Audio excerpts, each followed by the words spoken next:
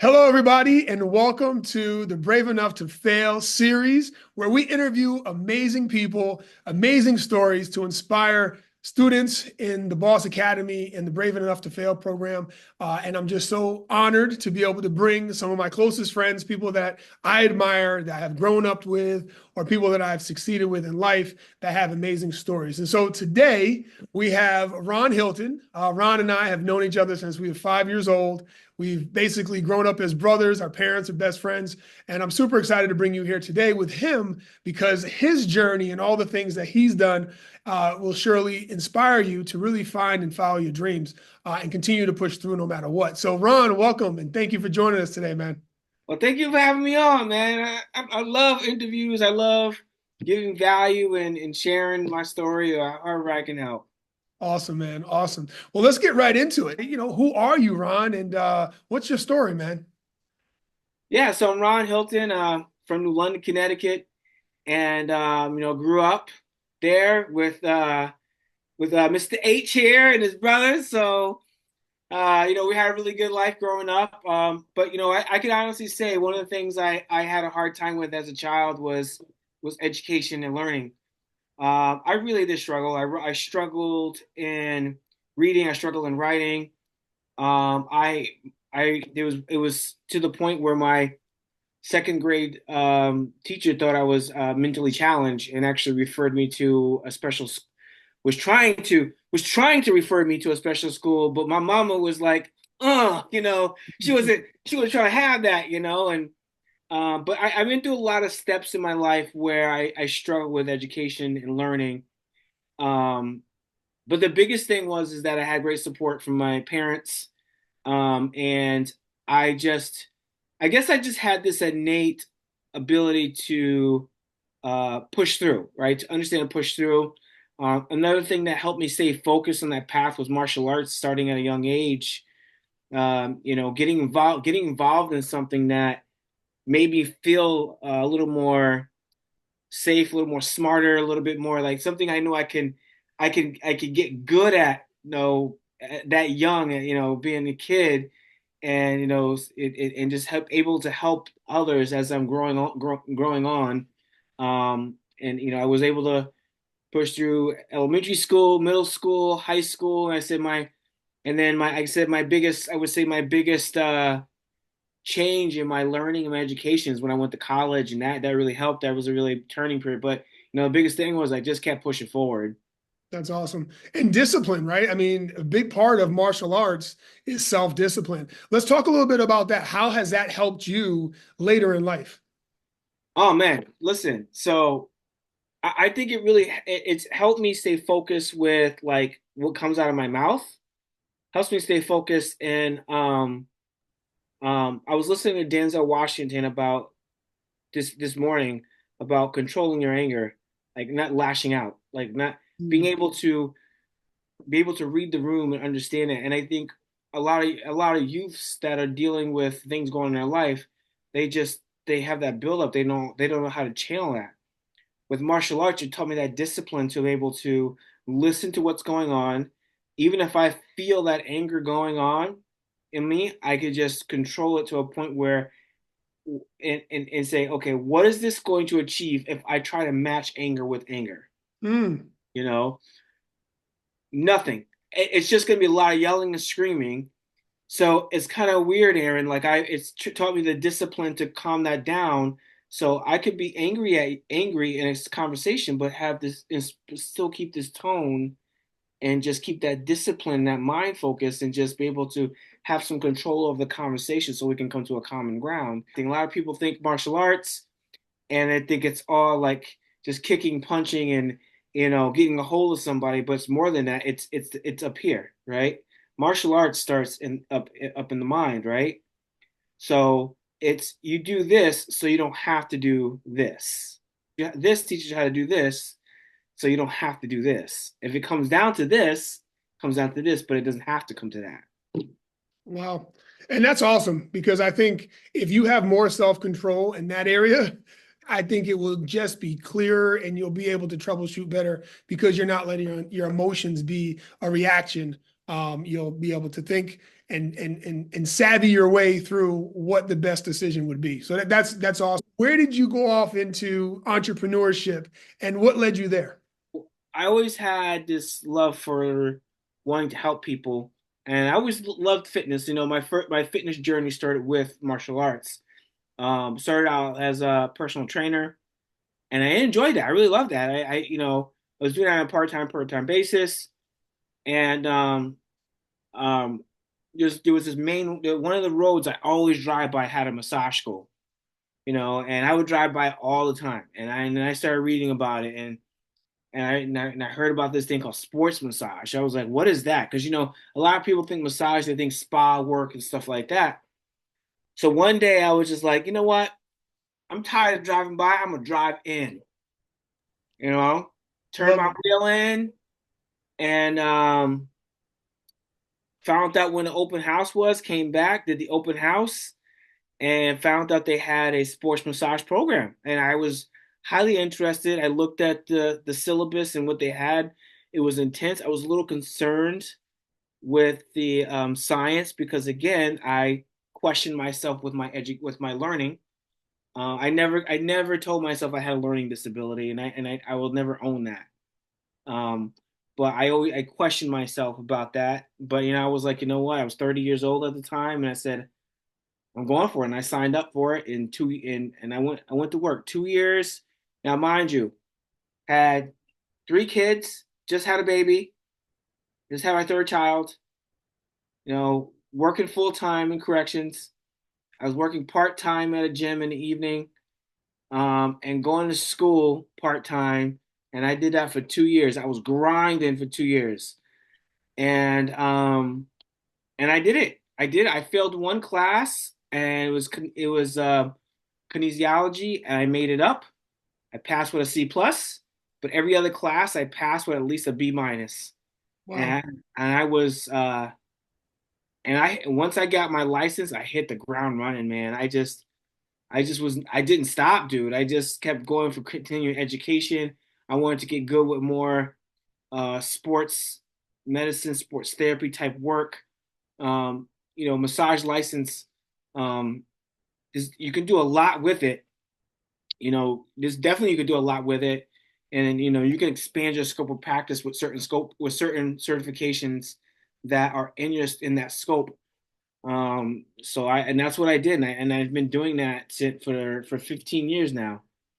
So Wow.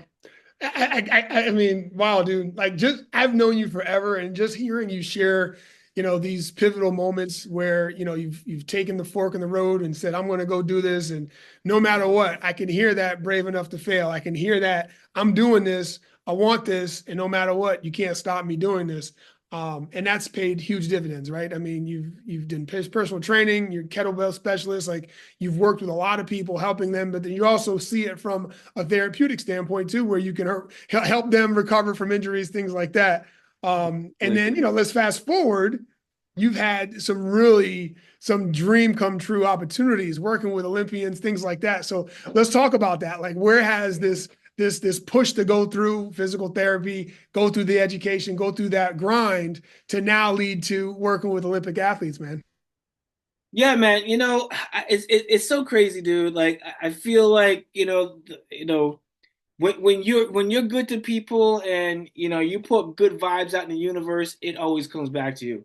And it doesn't matter, and it could be how you least expect it, right? So we're in the middle of COVID, right?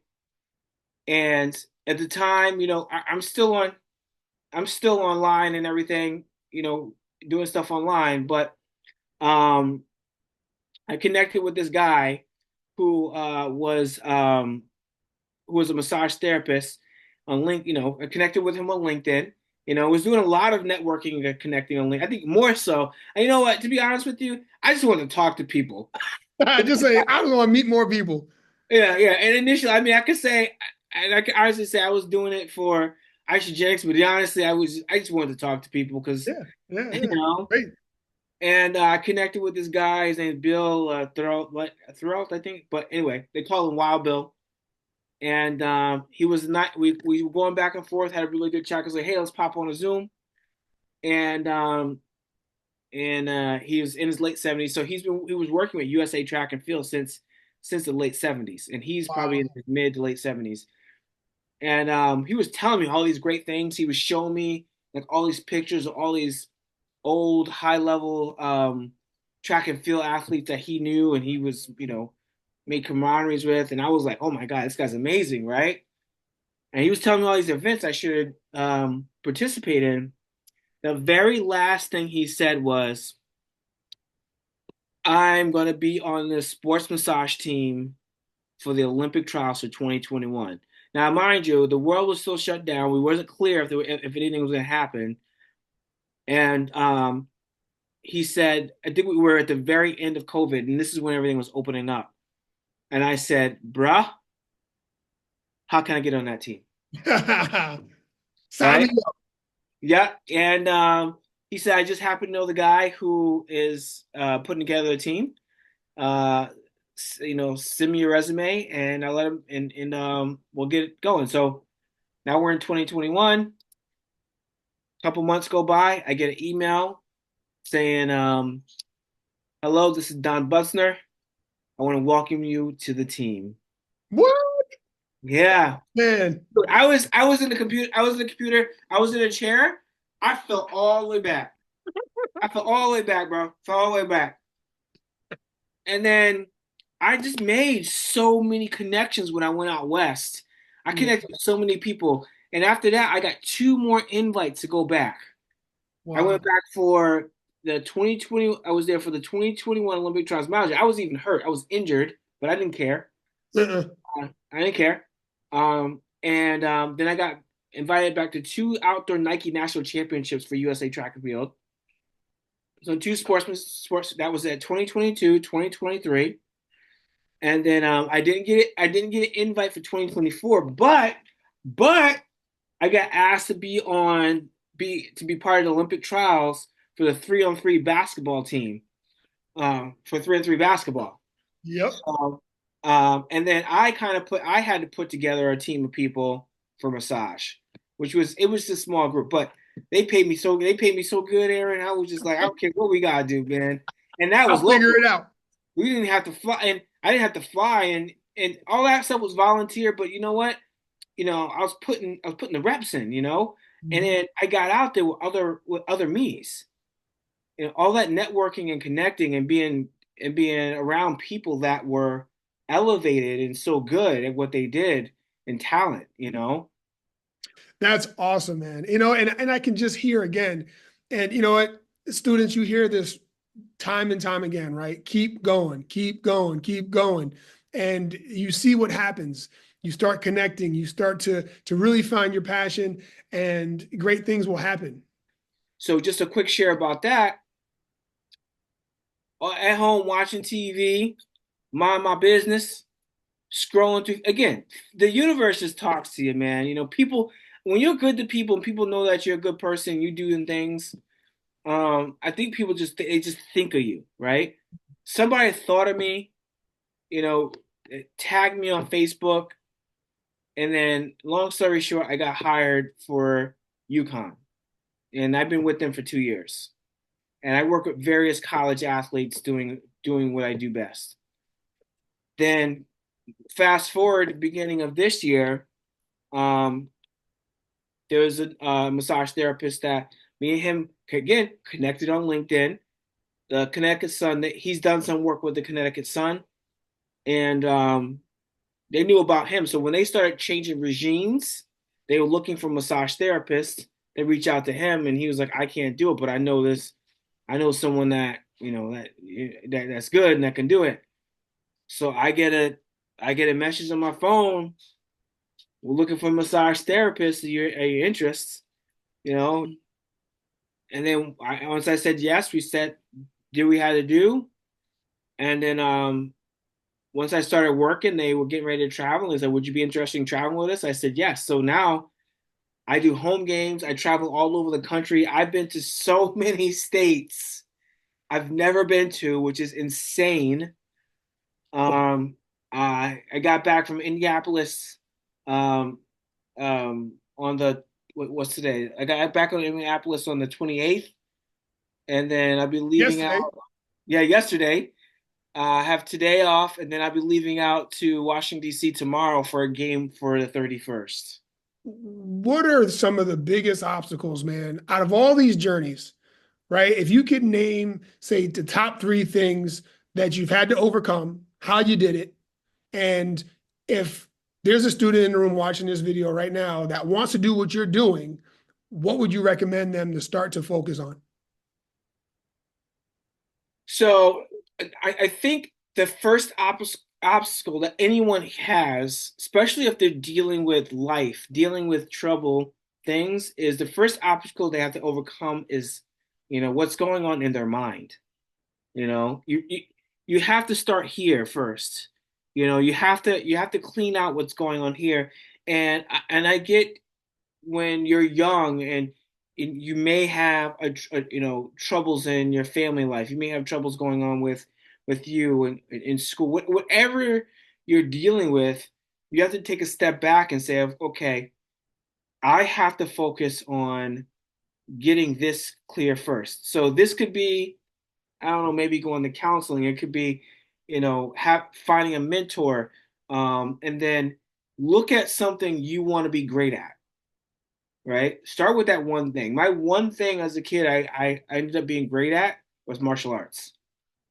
I just started with that one thing, you know, and just get good at something. Just get good at one thing and just keep pushing forward with it. And don't let anyone tell you that it's impossible, right? What's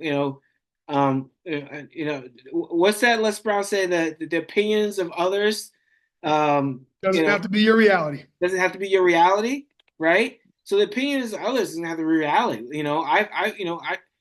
I was told that, I should be, that I was mentally challenged. I was told I was stupid in math by a teacher.